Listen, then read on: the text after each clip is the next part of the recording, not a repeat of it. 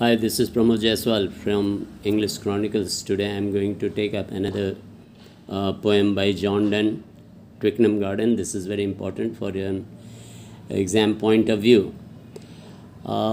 Twickenham Garden is a metaphysical poem, and John Donne has very specifically discussed with about his feelings when he has been betrayed in love by a lady, and he expresses the speaker's anguish and pain and agony when when he is deceived by the lady who the poet John Donne has presented sort of himself, and he talks about himself, but the speaker is someone else. So the first I would go through the lines and I will try to explain you, और उसके बाद फिर बढ़ते हैं. Blasted with sighs and surrounded with tears. ये old English है, तो there are some problems in spelling, so don't go after the spelling like that. There may be some differences, but you have to understand what does the spelling mean. I will try to explain. The spellings are entirely different. So blasted with sighs. Sighs is expression of either relief or pain. Surrounded with tears. Hither means here. Means he is painful, he is in agony. Hither means here. I come to seek the spring. Means he is very suffering, he is in pain. और वो garden में आया है so that he is looking for comfort. Spring season कहते हैं कि it is very good season and it gives comfort. And at mine eyes and at mine ears means he is seeing, he is soothing his eyes, and also he is listening to the beautiful sounds of nature. Receive such blames as else cure everything. So the beauty of nature is such, the melody, the music, the sight, that it is soothing, it is comforting, and that's why poet इस garden में आया है अपनी शांति के लिए, ताकि उसे piece मिले, सुकून मिले. बट ओ सेल्फ ट्रेटर, तो ट्रेटर कह रहा है बिकॉज ही इज़ ट्रेटर. ये स्पेलिंग अलग है, so don't go after this spelling. वही ट्रेटर है जिसको दूसरे देशद्रोही कहते हैं, और यहाँ पे ट्रेटर अपने बिलवेड को कह रहा है. तो वो अपने साथ स्पाइडर लव लाया है, दो चीज़ लाया है, स्पाइडर और सरपेंट. तो इसका डिनोशन, इसका रिप्रेजेंटेशन हम डिटेल में बात करेंगे. Which transubstantiates all and can convert manna to gall. ये सब जो तीनों वर्ड है, ट्रांससब्सटेंशिएट्स, मन्ना और गॉल, इसको भी मैं एक्सप्लेन करूँगा बहुत डिटेल में. इट रेफर्स टू क्राइस्ट, जो उनका क्रूसिफिकेशन के बाद उनका जो फूड होता है that is his flash, and wine जो होता है दैट इज़ हिज ब्लड. वही मन्ना है, ट्रांससब्सटेंशिएट है, गॉल है. एंड दैट दिस प्लेस में thoroughly be thought true paradise. तो वो पैराडाइज से कंपेयर करता है इस गार्डन को, और वहाँ पर लेकिन ये दो चीज़ लाया है, स्पाइडर एंड सरपेंट. तो दोनों अच्छा नहीं है. स्पाइडर लव को, ये सरपेंट कॉज ऑफ सिन को डिनोट करता है, और इमेज ऑफ स्पाइडर लव भी है. तो आइए हम लोग we shall proceed to the explanation of the first. तो as I have explained you that John Donne is a metaphysical poet. He expresses the speaker's pain who has been deceived by a lady in love, and the lady has betrayed him. उसने उस लड़की ने उसे धोखा दिया है. That's why the poet is sad, मायूस है, और वो गार्डन में आता है to find he is in pursuit of comfort and peace. And to get the bliss of paradise, paradise का उसे आशीर्वाद मिले, अपने साथ दो चीज़ लाता है, एक सरपेंट और एक स्पाइडर। तो he has brought side which is the cause of sin in the garden. So spiders love के बारे में इन द 6th लाइन जो बात हुआ है, spiders love signifies base and while, माने वाइल विकेट कहते हैं, वो अच्छा नहीं है। एज इट फीड्स ऑन, वो गंदगी पे वो जीवित रहता है, फिल्थ एंड डर्ट को खाता है, तो उसका रिप्रेजेंटेशन अच्छा नहीं है, उसको वाइल मीन्स विकेट से कंपेयर किया गया है।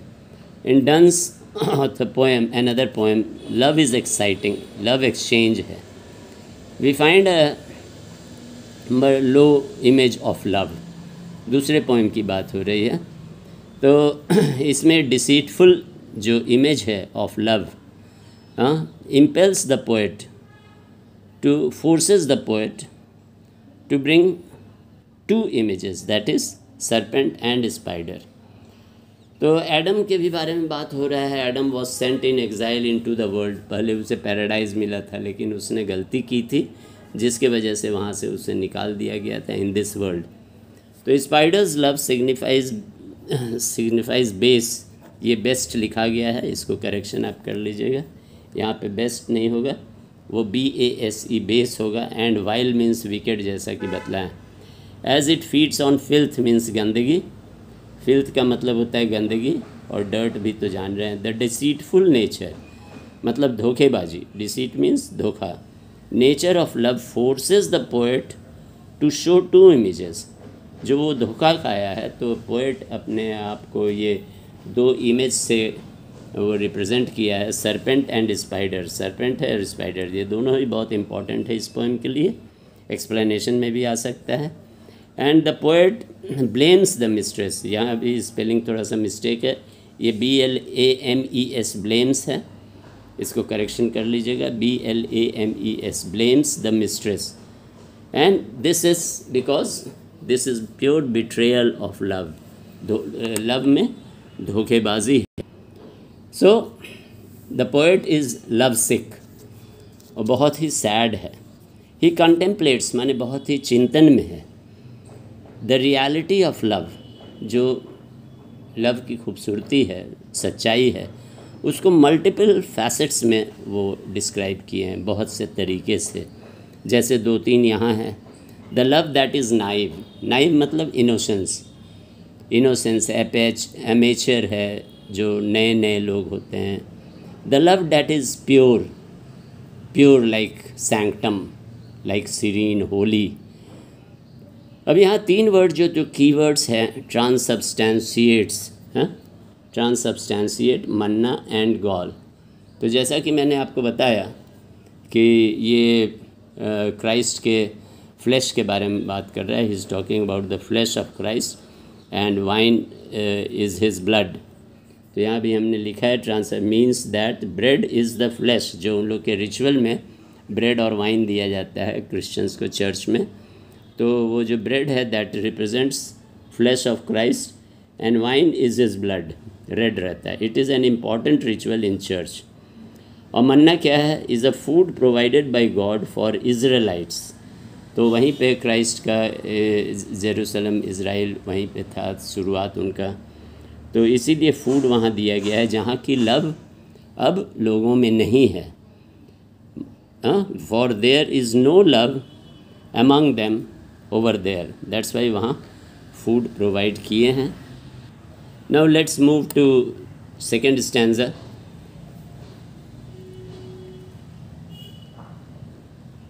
It were wholesome for me that winter did benight the glory of this place. Glory माने बहुत सुंदर है। And that a grave frost did forbid. तो पोएट तो बहुत ही सैड है, गार्डन में आकर सोचा तो था, और वो कंफर्ट के लिए आया है। तो ग्रेव वो उम्मीद करता था कि जो वृक्ष है, ट्रीज़ हैं, that trees laugh and mock me to my face.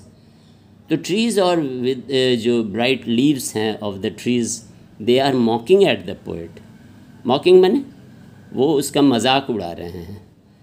And that I am not this disgrace, और वो डिसग्रेस माने बेइज्जती है उसके लिए। एंड्योर, वो उसे एंड्योर बर्दाश्त नहीं कर सकता।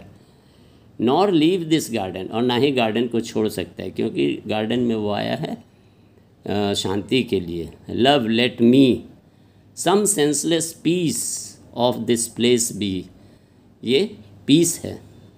मेक मी मैंड्रेक, तो वो विश करता है कि मुझे स्टोन जैसा, मैंड्रेक का मतलब होता है स्टोन फाउंटेन, झरना, स्टोन का फाउंटेन बना दे।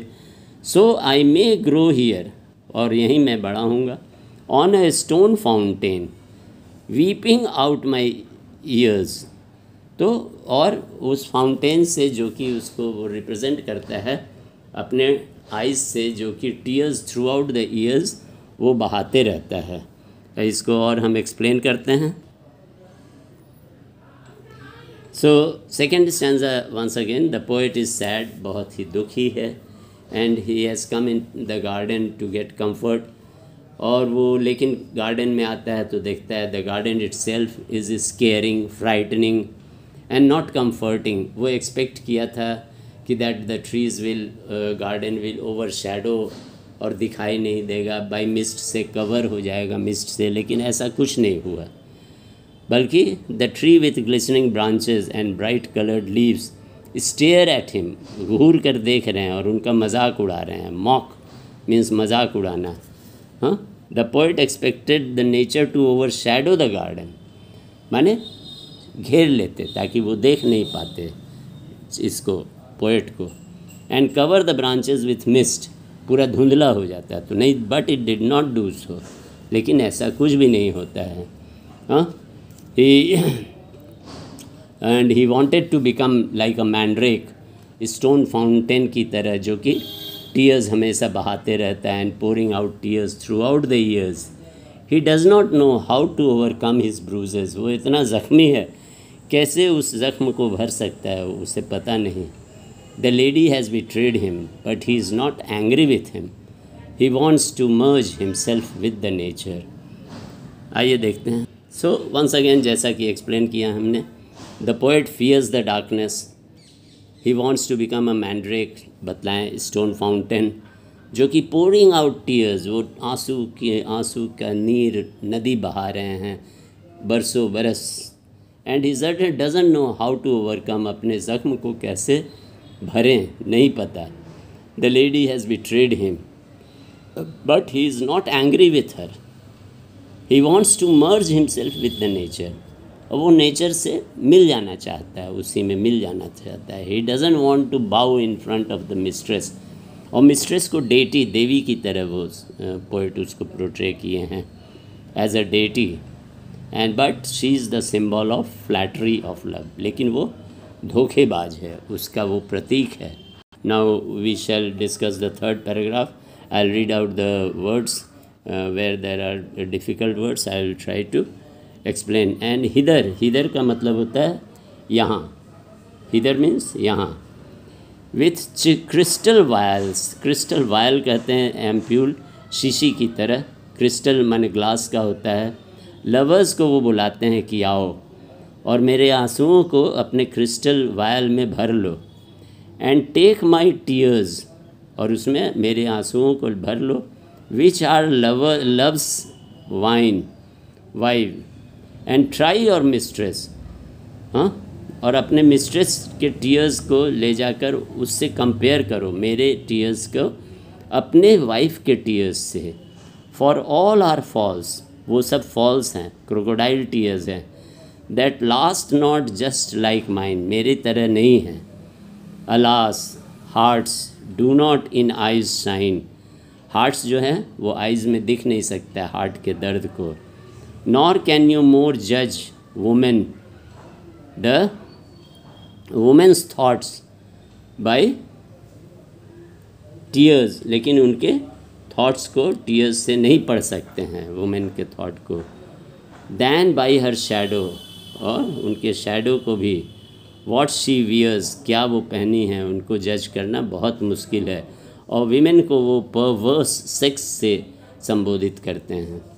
परवर्स मतलब गंदे, फेमिनिन को वो ये मैंने बहुत गलत तरीके से रिप्रेजेंट किए हैं कि परवर्स हैं, गंदा हैं।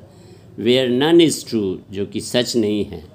But she who is there for true because her truth kills me, लेकिन वो अपनी लेडी से गुस्सा भी नहीं है। हाँ, who is there for true because her truth kills me, लेकिन उसकी जो सच्चाई है, सच्चाई तो ये है कि उसने बिट्रे किया है। तो ही इज़ वेरी सैड। और इसके साथ हम एक्सप्लेनेशन भी देते हैं। तो as I have explained you that poet is very frustrated in love because she has betrayed him. He wants to become a stone fountain. Stone fountain की जान नहीं रहेगा, but he wants to cry, और आंसुओं के नीर से नदी बहने लगे throughout the years, fountain from which his tears are pouring out. He wants other lovers, दूसरे लवर से वो चाहता है कि आएँ। क्रिस्टल वायल, क्रिस्टल ग्लास का वायल होता है, शीशी होता है, and fill them with his tears, और मेरे आंसुओं से वो उसको भर कर ले जाएं। और जब the bird, it is not the bird, इसको करेक्शन कर लेंगे, बर्ड नहीं है, द पोएट है।